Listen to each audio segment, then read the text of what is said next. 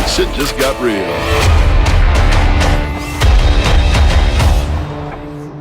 So, new Battlefield Hardline trailer, showcasing multiplayer and single player, is now upon us. There are some things in this video today that I want to highlight to you, but I'm not going to showcase everything because I don't want to insult your intelligence. You know how to watch a trailer. I'm going to pick out some things that you might not have noticed. First of all, new maps being showcased today. This map looks like it's set on a hillside, maybe following the same theme in Hollywood somewhere, and you can see it's set at night time. Now, if you watched my previous video, a lot of the community have been clamoring for nighttime maps to make their way back into the franchise, and it looks as if Visceral are trying to deliver that with what looks like a small infantry-centric map.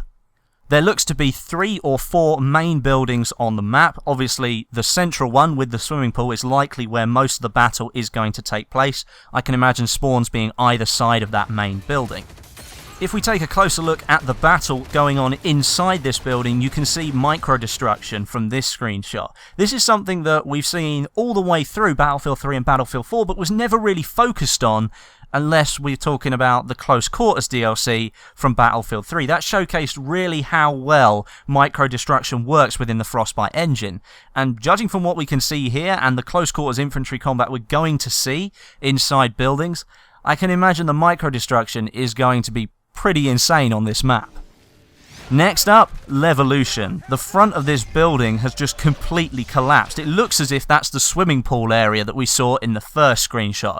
So perhaps the whole house comes down onto the swimming pool. I think it's really cool that you can zipline your way across. You'll know that from various Levolution events in Battlefield 4 that if you get in the way of them, then they can actually kill you, which can get a little bit frustrating. It's nice to see that Visceral have made that change there that allows you to interact a little bit more with the environment, especially with large-scale destruction like we're seeing right there. One quick thing in terms of a weapon that you may not have seen yet, it might have been in some of the other YouTubers' footage from the recent gameplay event that we went to in San Francisco, but here is the 37 Stakeout, and that will be one of the weapons that's available for the Enforcer class, which for those of you who aren't too savvy with the classes in Hardline, replaces the support class that's currently available in Battlefield 4. Moving swiftly on, we get to have a look at a second new map in this trailer. This one is set in what looks like a large industrial area set outside of a town. It incorporates a large storm drain, lots of bridges for you to cross, lots of tight alleyways in there, and it looks like we're going to get to play with some vehicles. Switching very quickly to this screenshot, something you might not have noticed, the police car in this screenshot is lit up like a Christmas tree. How appropriate being the time of year. This is what happens when you shoot a vehicle with the tracer dart. The one that you had in Bad Company 2, yeah, that's making a return in Battlefield Hardline. It lights up any vehicle or object, i.e. a player, that you shoot with it on the minimap and on the screen for a select period of time. And once again here, we can see just how epic the evolution does appear to be on East Side. Looks as if you're going to have the ability to completely destroy one of the massive bridges that crosses over the storm drain. This looks like a really cool map and something that I could see working probably with the Hotwire game mode very well, showcasing it right here in the trailer pretty much with all the vehicles. But I think it's probably going to work well on Conquest 2. Looks as if there's enough space for people to really get around, use those vehicles, but it looks big enough that you're going to have a few capture points on there too.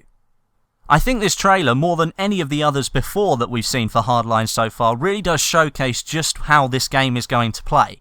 Obviously, I've played quite a lot of Hardline all the way through its development, so I've seen a lot of progress there.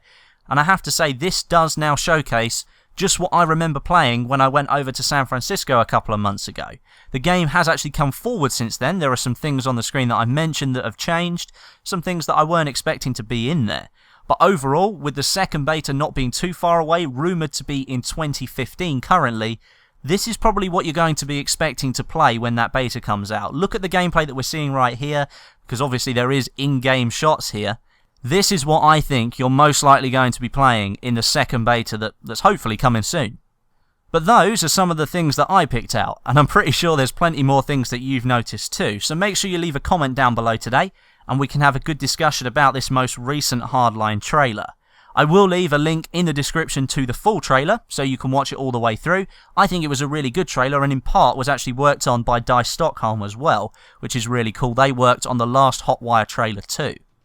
But thank you very much for watching today, guys. I hope you enjoyed the video. If you could leave me a rating, that would be great. And as I said already, comments are always appreciated. But until next time, my name is Westy, and I'll catch you guys in the next video.